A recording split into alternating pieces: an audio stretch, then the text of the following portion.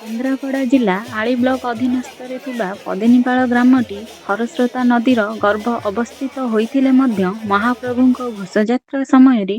ଆଖପାଖର ପ୍ରାୟ 7ଟି ପଞ୍ଚାୟତର ଶ୍ରଦ୍ଧାଳୁ ସେଠାରେ ଏକତ୍ରିତ ହେବାର ଦେଖିବାକୁ ମିଳିଥାଏ।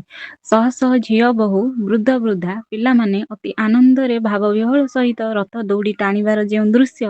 ସତରେ ପୁରପଲ୍ଲୀର ପୁରୁଣା ପରମ୍ପରାକୁ ମନେ ପକାଇ ଦେଇଥାଏ।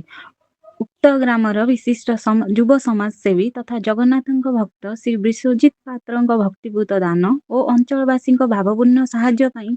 ଆଜି ଏହି ଗ୍ରାମରେ ମହାପ୍ରଭୁ ଶ୍ରୀ ଜଗନ୍ନାଥଙ୍କ ଘୋଷଯାତ୍ରା ପାଳିତ ହୋଇ ଆସୁଛି। ପୁରପଲ୍ଲୀର ଏହି ଅପରୂପ ପରମ୍ପରା ରଥ ଦାଣ୍ଡରେ ଚାଲୁଥିବା ସମୟରେ ହରିବୋଲ ହୁଳହୁଳି ସହିତ ସୁଗନ୍ଧ। श्रीकांत राय पदनीपाल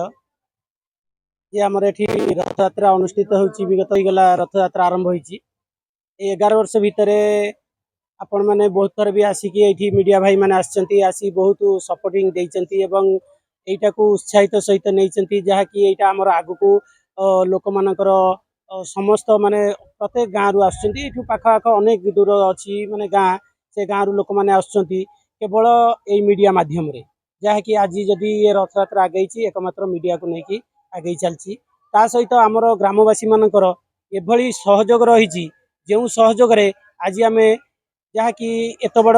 माने पर्वटा को पालन कर चलचु आज की नुह 11 वर्ष हो जाइए आठी ठाकुर आमर जो भली रीतिनीति अच्छी यहाँ आमर प्रति वर्ष जे कि सबु प्रकार रीतिनीति रे एठी पालन करा जाए 9 दिन पर्यंत एठी ठाकुर रुहंती एवं यही अनुष्ठान को जहाँ कि समस्त ग्रामवासी अधीन रे जहाँ कि ग्रामवासी सहित एठी जे कि एक लोक जे विश्वजित पात्र से अनेक दिन है जो 11 वर्ष हो गला ये अनुष्ठान को चलाई आछंती जहाँ कि ग्रामवासी सपोर्ट को लेकिन एवं समस्त मीडिया भाई मान सपोर्टिंग सहित यहाँ देखुं आपण मैंने ओडिशावासी सब विश्व सारा विश्व भी यहाँ प्रसारित हो जहाँ कि आम बहुत गर्वित अच्छु ये पदिनपाल छोट जहाँ कि 4 पीठी नई थिबा समय आमर भी चलता आज आमर पोल हो जाइए जहाँ कि नदी नालू एवं आम उधारी जाइचु जहाँ कि आमर कौन जे कि जो लोक खोजिले कि नदी नाल भितर थिला सेटा आमर नाही एबे नईटी आमर चिन्ह विच्छिन्न थिला एबे आमर पोल हो जाइए जहाँ कि एबे सब प्रकार सुविधा अच्छी सब गाँव रु आसुचंती एवं एठी आमर ठीक भाव में परिचालन करा जाउछि।